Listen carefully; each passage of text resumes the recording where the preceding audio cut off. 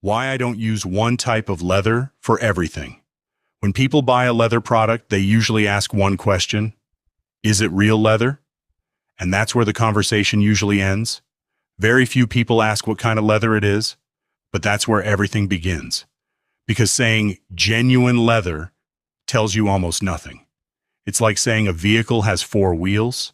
It could be a family car, or it could be a truck. The material is only part of the story. What matters is whether it's the right material for the job. That's exactly how I think when I design a product. I don't start with leather, I start with purpose. What is this product supposed to do? Who will carry it? How will it be used? How should it look after 10 years? Only then do I choose the leather. A hunting cartridge holder doesn't ask for the same leather as a women's handbag.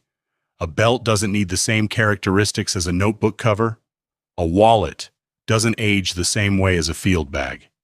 If I used one leather for everything, it would certainly make my job easier, but it wouldn't make a better product. Take Horween or Crazy Horse. I use them because they tell a story over time. They develop marks, depth, character. The longer you carry them, the more personal they become.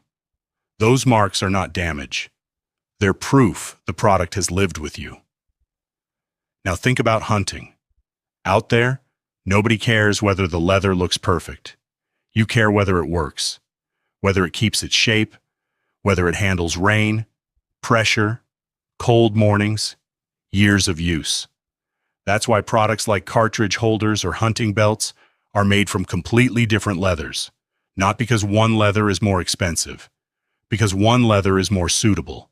The same applies to elegant products. A briefcase, a notebook cover, a wallet. They don't need to survive the forest. They need to age with dignity. They need warmth, depth, a natural look that becomes better every year instead of worse. Women's products follow another logic again. A beautiful handbag shouldn't become uncomfortable because it's too heavy before anything is even inside. That's why I choose different leathers for them. Not softer because they're for women. More suitable for the purpose they'll serve. And then there are materials like shell cordovan. Those aren't everyday choices. Not because they're exclusive, but because some products deserve something exceptional.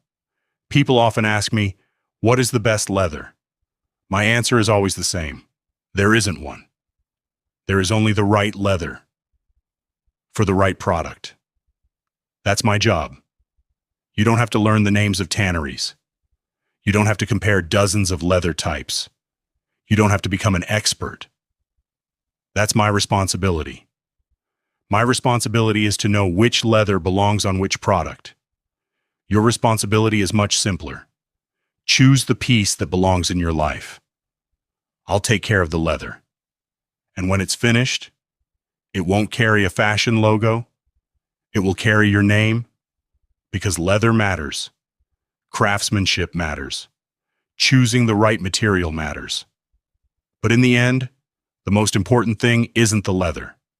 It's the person who owns it. That's why every Predator Atelier piece carries something no luxury brand can ever give you. Your own identity, not their logo. Your name.